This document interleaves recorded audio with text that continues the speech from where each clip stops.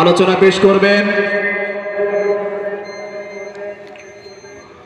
অন্ধশিল্পী ও তরুণ বক্তা হাফেজ কারি মোহাম্মদ ইখলাসুর রহমান আল মাদানী। আমি মহোদয় আকারে মূল্যবান আলোচনা রাখার জন্য অনুরোধ করছি।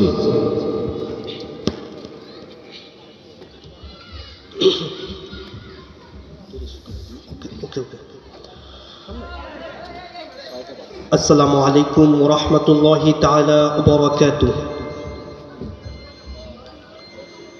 আলহামদুলিল্লাহ الذي جعل الشمس والقمر بحسبان والنجم والشجر يسجدان وفضل زمانا على زمان كما فضل مكانا على مكان وإنسانا على إنسان ونشهد أن لا إله إلا الله وحده لا شريك له ونشهد أن سيدنا ومولانا محمد الذي أرسله الله تعالى بالحق بشيرا ونذيرا وداعيا إلى الله بإذنه وسراجا وقمرا منيرا. أما بعد فأعوذ بالله من الشيطان الرجيم. بسم الله الرحمن الرحيم. أرأيت الذي يكذب بالدين فذلك الذي يدعو اليتيم. وقال تعالى إن الله وملائكته يصلون على النبي يا أيها الذين آمنوا صلوا عليه وسلموا تسليما. اللهم صل على محمد وعلى آل محمد كما صليت على إبراهيم وعلى آل إبراهيم إنك حميد مجيد. اللهم بارك على محمد وعلى آل محمد كما باركت على إبراهيم وعلى آل إبراهيم إنك حميد مجيد. توحيدك عناد सीनों में है हमारा ऐसा नहीं मिटाना नाम निशा हमारा बलगल उला बिकमालिह कशफ الدجى بجماله حسنت جميع خصاله صلوا عليه وآله محمد में आग क्या कफ्र को मिटाया, कुफ्र को मिटा कर सदाकत बताया। बलगल उला बि कमालिही कशफत दुजा बि जमालिही हसुलत जमीअ खिसालिही सल्लु अलैहि व आलिहि। अल्हम्दुलिल्लाह। ঐতিহ্যবাহী বাগেরহাট জেলার অন্তর্গত বাখারগঞ্জ বাজার নুরানি মাদ্রাসা কর্তৃক আয়োজিত আজকে ডিসেম্বর 5ই ডিসেম্বর 2024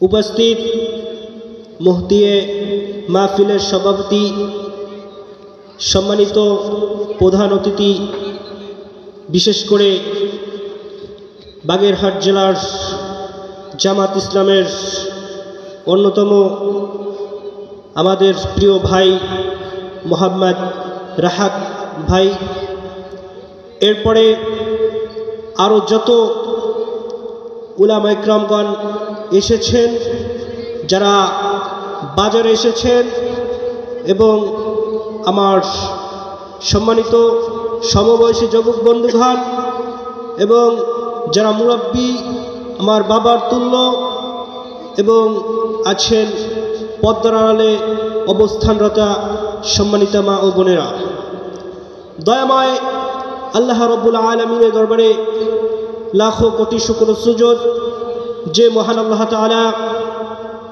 এরকম একটি জান্নাতের বাগান করে দিয়েছেন, এজন্যই মহান মনিবের দরবারে শুকরিয়া জানাই আলহামদুলিল্লাহ।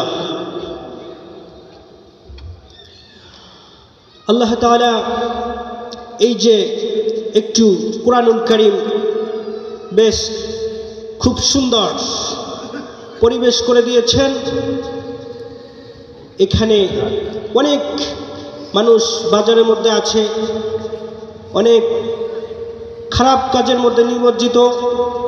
আমি বাজারে যারা দোকানদার আছেন তাদেরকে বলবো বিশেষভাবে মনোযোগ দিয়ে কথাগুলো শুনবেন, এবং যারা আসার মতন আছেন তারা আসবেন।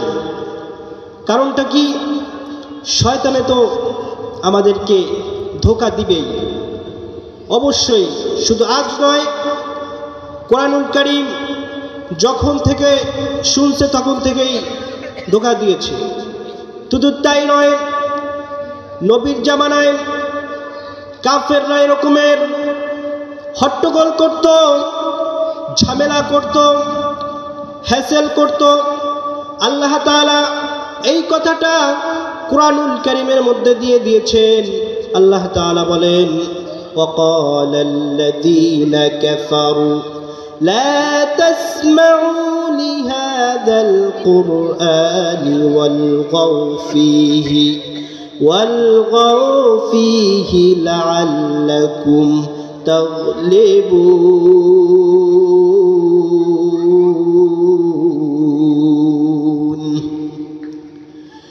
কাফেররা বলতো, যেখানে কোরআনুল কারীম তেলাওয়াত করা হবে, যেখানে তাফসিরুল কোরআন মাহফিল হবে, সেখানে হট্টগোল করবা, সেখানে ঝামেলা বাঁধাবা, সেখানে হ্যাসেল করবা, সেখানে প্রবলেম করবা, সেখানে সমস্যা করবা। অতএব আপনাদেরকে আমি বলবো, শয়তান আজকে তাফসিরুল কোরআন মাহফিল, আপনাকে প্রতিদিন এক একটা শয়তান ধোঁকা দিত, আজকে দুটো শয়তান ধোঁকা দেবে। নাম্বার 3, 3টা শয়তানও আপনাকে ধোঁকা দিতে পারে। বলবে ওখানে যাস না, কোরআন কারীম শোনার দরকার নেই, কালকে শুনিস। তাই নয়, প্রধান অতিথি যখন আসবে তখন শুনবা। আপনাদের মাঝে আজকে ধোঁকা দিবে, একটা নয়, দুইটা নয়, তিনটা শয়তান। আল্লাহ তাআলা কেউ বলছে শয়তান 100% ইন্টারফেয়ার করবেন। কারণটা কি? বিশেষ একটি কারণ, সেটা হলো আল্লাহ তাআলার সঙ্গে চ্যালেঞ্জ করছে শয়তান। পয়গম্বর আদম আলাইহিস সালাতু ওয়াস সালামকে যেদিন সৃষ্টি করা হয়, সৃষ্টি করার পরে, বানানোর পরে বললেন উসজুদ, তুমি সিজদা করো। সে সিজদা তো করলই না, সে বলল তার চাইতে আমি শ্রেষ্ঠ, তার চাইতে আমি দামি। এ কথাটা যখন বলল, তখন আল্লাহ তাআলা বলল যে তোকে আমি সিজদা করতে বলেছি, তুই আমার কাছে আরগু পেশ করো, তুই আমার কাছে এরকমের কোশ্চেন করো, এরকমের তুই বলো সে মাটির তৈরি, আমি আগুনের তৈরি, আমি সিজদা করতে পারবো না, এরকমের আরগু পেশ করো। যা, তুই ধ্বংস হয়ে যা, তুই ধ্বংস হয়ে যা। আবা ওয়াস্তাকবারা ওয়া কানা মিনাল কাফিরিন। তুমি শয়তানের অন্তর্ভুক্ত, শয়তানের একজন। এরপরে একটা কথা বলল, ইবলিস বলল অনেক তো ইবাদত করেছি, সারাটা জীবন ইবাদত করলাম, সারাটা লাইফ আমি ইবাদত করলাম, এর বিনিময়ে তুমি আমাকে কি দিবা? তখন সঙ্গে সঙ্গে বলল, এই শয়তান তুই কি চাস? তখন সঙ্গে সঙ্গে বলল, আমি চাই এই বানি আদম কতদিন বাঁচবে?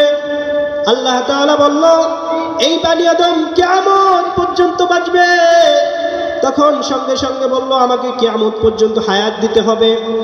এরপরে বলেছেন যে রকমের কিয়ামত পর্যন্ত হায়াত দিয়ে দিলাম। পয়েন্ট নাম্বার 2,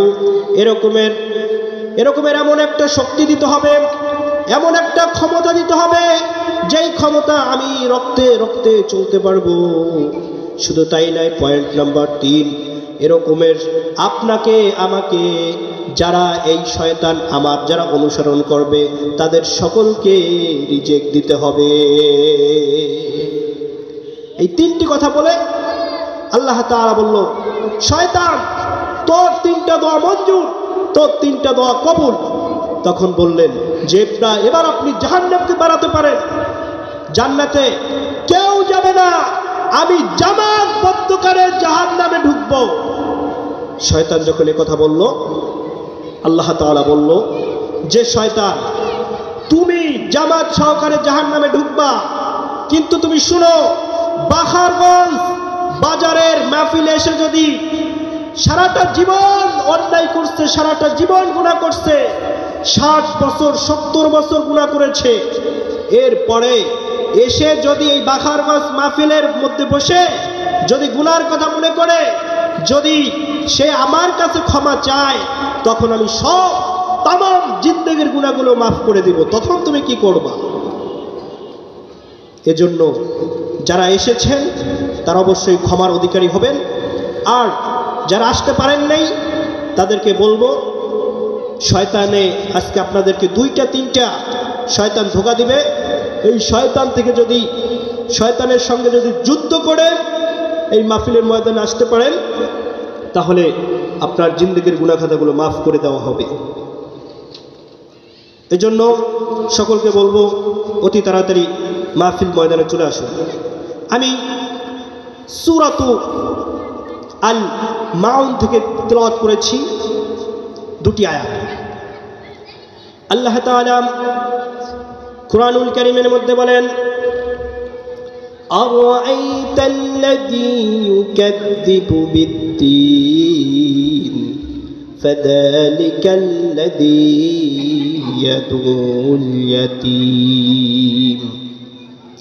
আল্লাহ তাআলা বলেন, হে নবী, আরাআইতা, আপনি কি দেখেছেন, আল্লাযী, যারা ইউকাযযিবু বিদ্দীন, ইউকাযযিবু বিচার দিনকে অস্বীকার করে, বিদ্দিন, অর্থাৎ এই বিচার দিনকে অস্বীকার করে, শুধু তাই নয় মিথ্যা মনে করে। ফাযালিকাল্লাযী ইয়াদুল ইয়াতীম, এরকমের এমন শুধু তাই নয়, এরাও অবশ্যই মিথ্যা মনে করে, বিচার দিনকে মিথ্যা মনে করে। এই বিচার দিনও আজ হোক কিংবা কাল বিচার শুরু হয়ে যাবে। শুধু তাই নয়, এ কথাটাও বলা হয়েছে, আমরা একটা সময় ছিলাম রূহ জগতে, আমাদেরকে কেউ চিনত না, আমরা এই জামিনের মধ্যে ছিলাম না, এই জামিনের মধ্যে ছিলাম না, আমরা রূহ জগতে ছিলাম। আল্লাহ তাআলা আমাদেরকে সকলকে বলছিল, আলাস্তু বিরব্বিকুম, তোমাদের কি আমি রব নয়? আমরা সকলেই এক বাক্যে বলেছিলাম, হ্যাঁ আপনি আমাদের রব, আপনি আমাদের রব। এ কথাটা যখন বললাম, আমরা বলেছিলাম ক্বালু বালা, হ্যাঁ আপনি আমাদের রব। এরপরে একটা দিন আপনাকে আমাকে এরকমের সৃষ্টি করলেন রূহ জগৎ থেকে, আল্লাহ তাআলা এরকমের মায়ের গর্ভে সৃষ্টি করলেন। এ কথাটাও আল্লাহ তাআলা বলেন, কাইফা তাকফুরুনা বিল্লাহি ওয়া কুনতুম আমওয়াতা فأحياكم ثم يميتكم ثم يحييكم ثم إليه ترجعون। কিভাবে তোমরা অশুকরিয়া করো, হাউ কিভাবে নাশুকরিয়া করো? একটা সময় তোমরা ছিল মৃত, তোমরা মায়ের গর্ভে ছিলে, এরকমের 10 দিন করে, 20 দিন করে, 40 দিন করে, 120 দিন করে তোমার মায়ের গর্ভে এরকমের তোমাদেরকে জীবিত করলাম। সুম্মা ইউমীতুকুম সুম্মা ইহয়ীকুম, কতবার তোমাদেরকে জিন্দা করলাম। সুম্মা ইহয়ীকুম, কতবার তোমাদেরকে আবার মৃত্যুদান করব। একটু সাবধান, একটু সাবধান। দুনিয়ায় কি করতেছো, দুনিয়ায় কি জন্য এসেছো, দুনিয়ায় কি জন্য এসেছো, আবার দুনিয়ার থেকে চলে যেতে হবে, এই দুনিয়ার থেকে আপনার আমার চলে যেতে হবে। এই জন্য আল্লাহ তাআলা এরপরে বলেন, সুম্মা ইলাইহি তুরজাউন।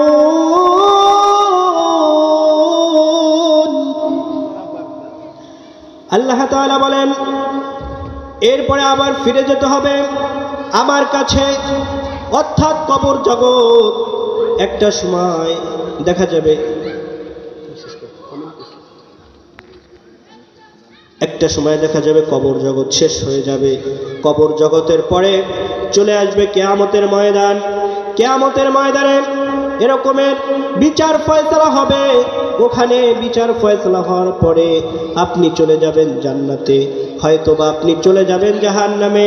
এই কথাটা সূরাত ইয়াসিনের 65 নম্বর আয়াতের মধ্যে বলেন, আল-ইয়াওমা নাখতিমু আলা আফওয়াহিহিম ওয়া তুকাল্লিমুনা আইদিহিম ওয়া তাশহাদু আরজুলুহুম বিমা কানু ইয়াকসিবুন।